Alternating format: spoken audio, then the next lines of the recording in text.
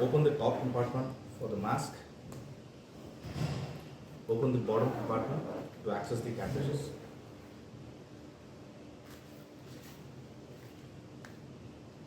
Connect the mask to the outlet nozzle. You have two trigger knobs to access respective cartridges.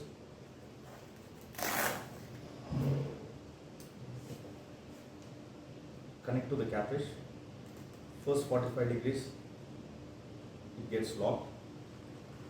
Second 45 degrees, twist, it starts generating oxygen. The bubbling indicates instant production of oxygen. You can see the needle moving to green, which means we have 4 to 6 liters per minute flow of oxygen. And now we can put the mask onto the patient, so we can instantly see the oxygen getting filled.